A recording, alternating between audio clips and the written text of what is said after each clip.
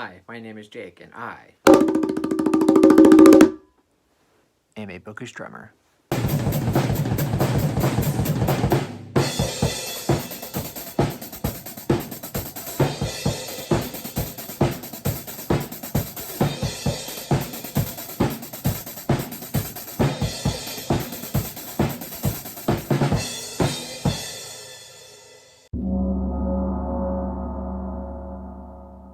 So for this video, I will be doing a book review on Stephen King's newest release, which of course is Fairy Tale. I actually just finished this book a few minutes ago. And at the time of filming this video, it's the day after the release day. This was released on Tuesday and it is Wednesday morning, and I am very much sleep deprived and my eyes hurt and my ears hurt because I've just been reading this book almost nonstop trying to finish this book.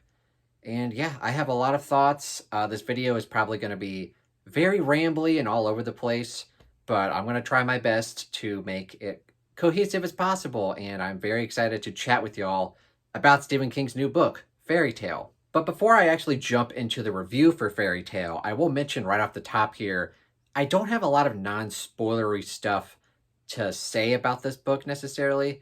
A lot of my thoughts, in order to go deeper into like my complaints with this book, because this was definitely not a perfect book for me, I have to go into spoilers. So I'm going to try my best for like the first few minutes of this review to give my overall impression of the book, what I thought about it, and maybe give some general complaints. And then after that, I'm going to jump into spoilers. So of course I will put up a spoiler banner when I get to there. And if you haven't finished the book, of course, go finish it and then come back to here and watch my spoilery review for it. But yeah, I just wanted to mention that in case anybody is curious about how this review is going to go. Yeah, the first few minutes, I'm going to be talking about non-spoiler stuff, maybe a few mild spoilers, but then the rest of the review, I'm just going to spoil the crap out of it because I have a lot to say about this book, and not all of it is positive. So with that being said, let's go ahead and jump right into it.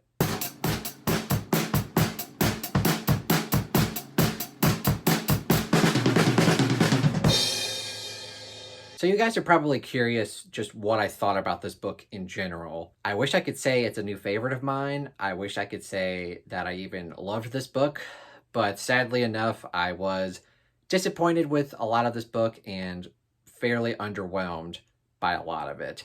I did not hate it by any means. Don't get that impression.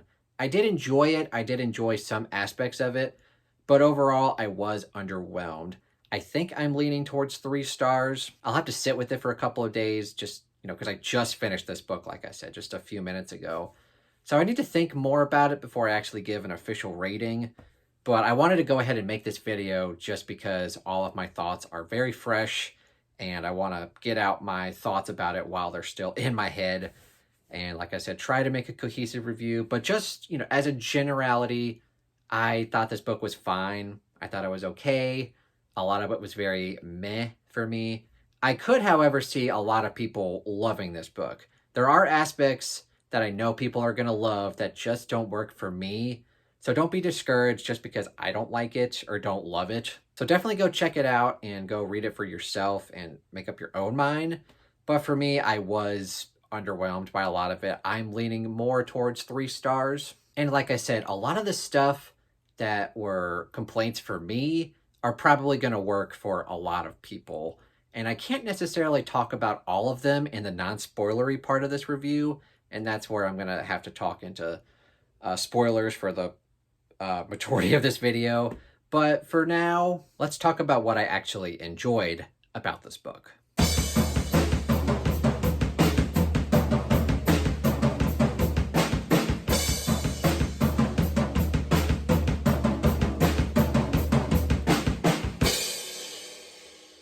So going into this book, I really didn't know that much about it. I don't like to know too much going into new Stephen King books. I like to be surprised and I don't want to be spoiled for anything. But what I did know going into it was that it was a portal fantasy, it was a standalone, and that it dealt with a 17-year-old boy who, finds this portal and goes to a new world. And obviously from the cover, you see that it's, a boy and a dog and there's like a spiral staircase, which of course that is in the story. And for me, that's basically all I knew. I was very shocked, however, when I read like the summary of the book. Like a lot of it gets spoiled in here. So I'll read it to y'all very quickly. And if you don't want to hear it, I'll put up a mild spoiler banner just because I didn't know any of this going into the book. But Charlie Reed looks like a regular high school kid, great at baseball and football, a decent student, but he carries a heavy load. His mom was killed in a hit-and-run accident when he was 7, and grief drove his dad to drink. Charlie learned how to take care of himself and his dad. When Charlie is 17, he meets a dog named Radar and her aging master, Howard Bowditch, a recluse in a big house at the top of a big hill with a locked shed in the backyard. Sometimes strange sounds emerge from it. Charlie starts doing odd jobs for Mr. Bowditch and loses his heart to Radar. Then, when Bowditch dies, which I did not know going in, he leaves Charlie a cassette tape telling a story no one would believe. What Bowditch knows and has kept secret all his long life is that inside the shed is a portal to another world. King's storytelling and fairy tale soars. This is a magnificent and terrifying tale in which good is pitted against overwhelming evil, and a heroic boy and his dog must lead the battle. So I didn't know all I knew was, a boy finds a portal, right? I'm very glad I did not read that summary going into the book, because basically all of that happens in like the first third of the book. So for me, it would have felt very boring knowing all of that stuff is already going to happen. So I'm very glad that I was not spoiled by anything. And I actually did really enjoy like the first third of this book. That was my favorite part of the book. And after that is where the portal fantasy element starts to take place. And after that, like, it was good, but it just wasn't good as the first third for me. By far, in a way, my favorite character in this book is Mr. Bowditch, who is briefly mentioned in the summary for the book. This is the person that Charlie kind of stumbles upon near the beginning of the book. He's like walking down a street and he hears a dog whimpering, and he goes to investigate, and he finds Mr. Bowditch, who's like this really elderly person, and he broke his leg, and so he has to call 911, and that's kind of where everything starts out. And eventually, Charlie and Mr. Bowditch befriend each other. Charlie, takes care of him during his time of need because he broke his leg. And yeah, I really liked their relationship and how their interactions went. That was my favorite part of the book. I loved how they interacted with each other. Mr. Bowditch is a great character in my mind. But of course, from the summary that's listed in the book there, he dies. Editing Jake here. I just wanted to quickly mention that Stephen King himself spoils the death of Mr. Bowditch. And I hate when Stephen King does this in his books. He did the same thing in Pet Sematary, where he basically spoils a major turning point in that book before it actually happens. And I'm just thinking, why would you do that? Like, why would you spoil, like, one of the main events of your book? And I just hate when he does that. And his explanation is like, oh, I'm just preparing the reader for what's to come. But in my mind, I'm like, well, I don't want to know what's going to come. I want to be surprised, and you just straight up spoil what's going to happen. So it really irritates me when he does that. And after that, I really didn't enjoy it as much, because I really enjoyed his character, and I enjoyed Charlie, who of course is the main character. And I probably should have mentioned that this whole story is told in first person, and it's Charlie kind of reflecting back on the events that have happened. Because the first page is Charlie basically saying like, oh, where do I start this story? I could start it with the shed, but if I talk about the shed, I have to talk about Mr. Bowditch. But if I talk about Mr. Bowditch, I have to talk about my dad. So you already know that Charlie knows everything, and that he's kind of recounting everything, right? And as far as Charlie goes, our main character, the 17-year-old boy that all of this story is happening to, he was fine. Like, he definitely wasn't like a top tier echelon King character for me. In fact, he was kind of bland. And like I said, he was a great character when he was interacting with Mr. Bowditch. Like, their interactions were great. And even his interactions with his dad, especially at the beginning of the book, because he's going through a lot of stuff. Like, his mom dies and his dad starts to become an alcoholic, and all of that tension was really good, and all of the emotions that go into that. But after, he deals with his dad, and then Mr. Bowditch dies, and of course he goes to this portal world. I thought Charlie was kind of bland, and I really didn't care about him. And for me, I've discovered, reading books for almost my entire adult life, if I don't really care about the character, I'm not really going to care about what they go through in the story. And for me, since Charlie was kind of a bland character, all of the stuff that happens in the back half of this book, some of it was interesting, some of it wasn't, but overall I was just underwhelmed because I really didn't care about Charlie, which Stephen King is known as a character writer, right? I really didn't care for Charlie that much. Okay, I feel like I went on a lot of tangents there, so let's get back to some stuff that I actually enjoyed about Fairy Tale.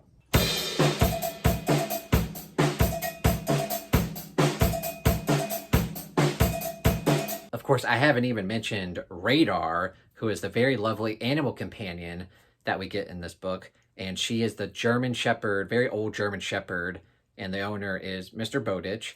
And when Mr. Bowditch breaks his leg and he has to go to the hospital, Charlie offers to take care of Radar while he's in the hospital. And that's kind of where everything starts. And one of the conflicts that, Charlie is dealing with is that he's getting very much attached to Radar. And after, Mr. Bowditch dies, he has to take care of her. And I did really enjoy, that aspect. Of course, I am a dog person. I love dogs. So to see a dog prominently featured in this book was a delight. Another aspect to this book that I do really enjoy, and I couldn't really appreciate it until I got the actual physical copy, because I was listening to this on audio. I actually woke up at like 3 o'clock in the morning just so I could start listening to the audio. But eventually in the afternoon yesterday, my physical copy came, and I was very delighted to see each chapter has illustrations at the beginning. And they're all very good. They're all very well done. So that is actually one of my favorite parts about this book.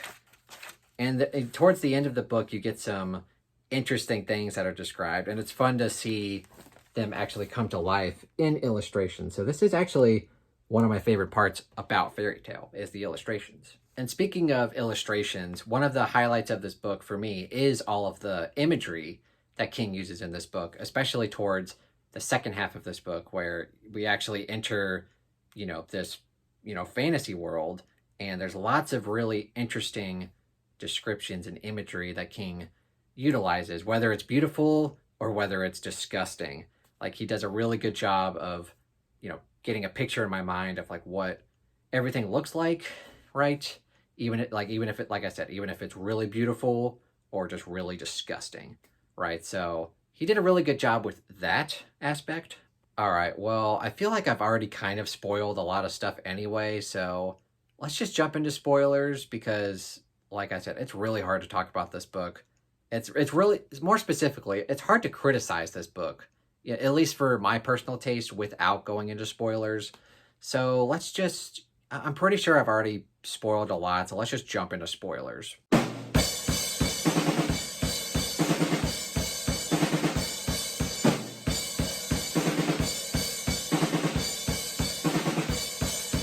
So, like I said, Mr. Bowditch is my favorite character, and when he does die, I was definitely sad because I was like, oh, well, we're not going to get any more of him. We're not going to get any more interesting interactions between him and Charlie.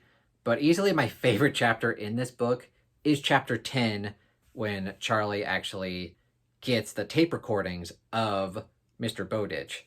And it's really fun if you get the audiobook, because those recordings are done by none other than Stephen King, and I had a really fun time listening to those. That was easily my favorite part of the book. And it's basically Mr. Bowditch explaining what is in the shed and like how everything works, and just how he's like actually 120 some years old, and like he's been going down there for like all of his life, and using the sundial to reverse his age. Like, him explaining all of that was very cool, and that's easily my favorite part of the book. However, it is interesting because this book is a portal fantasy, And a lot of the times, with portal fantasy, like Narnia, for example, you have the main character kind of stumble upon the portal, right? Like in Lion, Witch, and the Wardrobe, one of the little children kind of just like stumbles into the wardrobe and just kind of falls into Narnia. But with this book, that doesn't necessarily happen. Like Charlie learns about it secondhand through Mr. Bowditch. And Mr. Bowditch kind of explains how he stumbled into it, like back in the 1910s or whatever. Although Charlie did know something was going on in that shed, right? And the whole time I was reading the first part, I'm like, well, what the hell is in that shed? Like, go in the shed. But of course, he waited until, after Mr. Bowditch dies. And then you get there and there's like bugs, like giant bugs everywhere. So for me, I think it would have been, or it could have been more interesting if Charlie kind of like one day decides to go into the shed and then he kind of stumbles upon it and he's kind of like baffled about what he sees. Like that would have been a lot of fun, but King didn't do that, and we kind of just have Charlie learn from it from Mr. Bowditch, and then he eventually goes investigates himself. And like I said, once we get to this, alternate world, like he goes through the portal and like goes down the spiral staircase and kind of like switches over into this world. This is where we get to the part of the story that was probably my least favorite. When I announced Fairy Tale, and if you haven't seen this video, you can go watch it.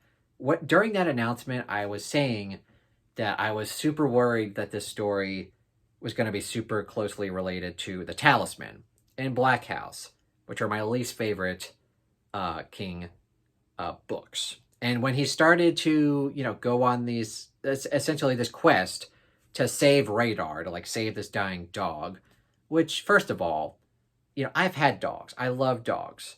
But ain't no way in hell I'm doing all this crap to save my dog. Like, holy crap. Right? But I digress. Anyway, when we get to this part of the story and he's going on this quest and like every chapter, right, he's sort of meeting someone and he has to do something. And in the next chapter, he meets a new person and then he has to do something else. Like, it definitely felt like quest fantasy, which honestly is probably one of my least favorite fantasy types of stories. Like, I don't normally love fantasy quests because they're all just like, oh, meet a person, do something, meet a person, do something. It feels very episodic that way. And definitely The Talisman felt like that. Like, I was just bored to tears with that book. But luckily, that aspect of the book, it was good. Like, it wasn't terrible by any means. And it was brief. I was worried that was going to be all of the book. Like, the first third was like Mr. Bowditch and Charlie's dad dealing with all that, and then he gets to the portal, and then the rest of the story is him trying to save the dog. Luckily for me, though, I was pleasantly surprised when I think about maybe halfway, maybe a little bit more, he eventually saves Radar. I was like, oh, okay, we did it. And now what? And that's when I tend to like King books more, is when I don't know what's coming. And when that happened, I was pleasantly surprised because I'm like, oh, Radar is saved. Now they have to go back, but now he's lost. So now what's going to happen? And once we got there, I was like, okay, maybe this can start to pick up a bit more. But really, after that, there's not a whole lot of things that I was super excited for. And of course, Charlie gets trapped and he loses Radar. And, Radar doesn't come back until, way later in the book. And, he's essentially in prison. And the things that I do like about that section are kind of like the grisly details of like the gray people and how they look. Like, there's a description of like someone who has a hole in their cheek and every time they eat, they have to like close up their cheek. Like, there's some kind of cool, disgusting stuff like that. But overall, like the actual plot of this book, I really didn't care for, especially the second half. And there's the part where they're forced to like play this game to the death. And I really didn't care at this point. I was kind of just like, not forcing myself to read, but I kind of wanted to just read this book just to get it over with. And that's not, whenever that happens with the King book, I'm just very disappointed. I was definitely looking forward to this book. And when I got to the second half, I was just kind of like, okay, let's finish this already. Editing Jake here yet again. I also forgot to mention that I wasn't a huge fan of any of the secondary and minor characters that were introduced in the Portal world, like the secondary world. None of them really stuck out to me except for maybe Claudia. I liked Claudia, like the deaf one. But other than that, especially like when he's like at the prison or whatever, and like all of the people that are there, he keeps naming people and not a lot of descriptions with them, not a lot of backstory. Like I don't really care about any of them. And so that's another complaint I have is that, the first third and the first half, Charlie is fine, Bowditch is great, his dad was good, but then all of the other characters that get introduced in the fantasy world, I really didn't care about any of them except for maybe Claudia. Another aspect to this book that I forgot to mention, because this is kind of like all over the place, I warned y'all, is that he does mention a lot of authors, and he does mention a lot of different types of like fairy tales and like different sort of stories. And probably my favorite part is when he talks about Ray Bradbury and Something Wicked This Way Comes, because I love Ray Bradbury. I don't know if y'all can see, but I have a lot of his books. So when they were talking about Ray Bradbury, that I really liked that.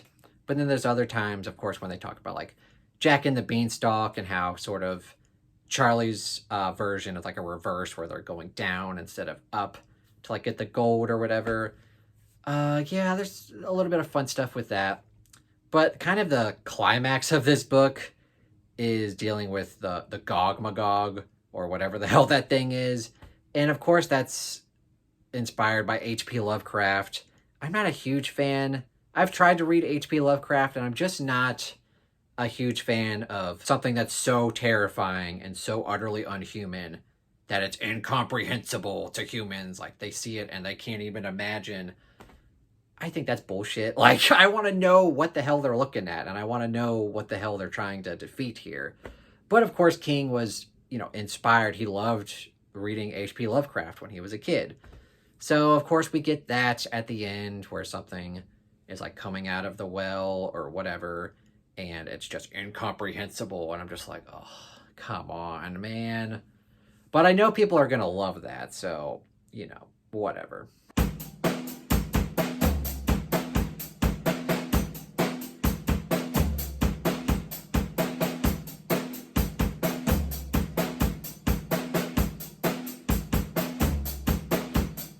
And of course, overall, like the way that they defeat a lot of the villains or the antagonists in this book, of course, Charlie's going to survive, right? But still, it felt very easy. Like a lot of the ways like these villains just die or the way that they decide to take them out, very convenient or very just underwhelming.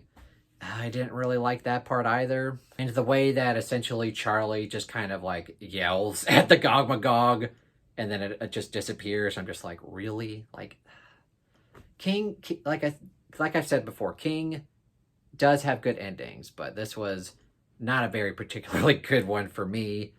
Everything just felt very convenient. This whole book kind of just fell flat for me, really. And of course, with the ending, or I should say the falling action, good triumphs over evil, and Charlie, blah, blah, blah, he's a prince, and he gets to bone some random person, loses virginity, yay. And then he goes home, he gets to meet his dad, and like, I wish that part of the book would have been explored more too, because essentially King just slaps on a chapter, says, here's your happy ending. And they get reunited for like a page, and it's like, what? Like, apparently Charlie was missing for like months, and his dad must have been just devastated. And then their reunion is like, oh, I'm so glad you're here. And that's it. Like, you're just like, what? You could have explored that a little bit more. Good God. And then of course he like takes his dad like to the fantasy. I can't even remember what the hell the fantasy world is called. It slips my mind, but yeah, he takes him to there. And like he sees how beautiful everything is, and then they go back, and then yeah, like I was just, my overall impression of this book is just, it was underwhelming, slightly disappointing. There was stuff that I loved about it, but oh man, I was just underwhelmed. That's like the word I keep coming back to. I was underwhelmed by this book. So in conclusion, there were some stuff that I really enjoyed about this book, including Mr. Bowditch. I really liked him as a character, but of course he dies like a third of the way through it, and then after that, it's all about Charlie, and I'm not a huge fan. Portal fantasy can work for me, obviously. Dark Tower, right? Drawing of the Three, like that, you know, is one of my favorite Stephen King books ever. So Portal fantasy can work for me, but I'm also just not a fan of quest fantasy. And it did remind me of The Talisman, which, like I've said, is my least favorite King book. Quest fantasy is definitely not my favorite. And then after the quest fantasy elements, even all of that stuff at the end wasn't to my liking. The H.P. Lovecraft, Gog Magog crap, I really didn't enjoy. So, yeah, hopefully I get across why I didn't like this book, or why I didn't love it. Again, it's a weird book, right? Because there were elements that I liked, really liked, but then there's so much that I did not enjoy. I think overall, though, I'll give it 3 stars, and just all I can hope for is Stephen King's next book is better than this one. I didn't hate it, but I didn't love it either. All right, so that is my basically spoiler review for Fairy Tale. Like I said, this is really hard to criticize without going into full spoilers.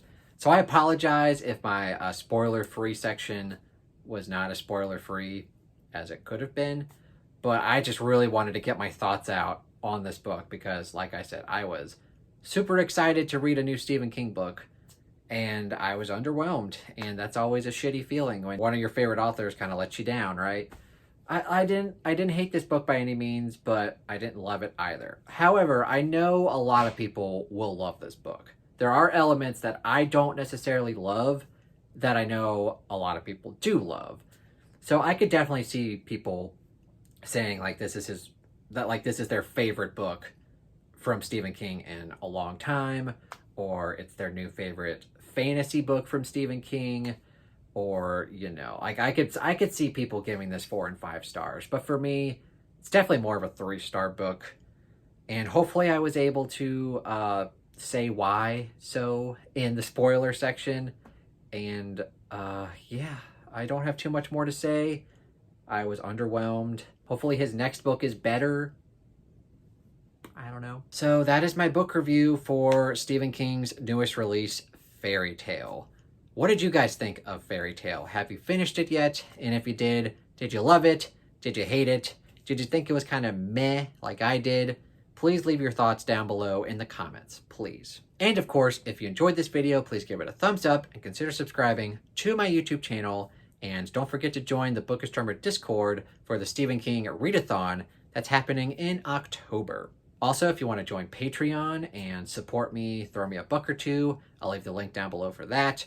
Also, I have my Amazon wish list if anyone would like to buy me a book. Thank you guys so much for watching and have a terrific day.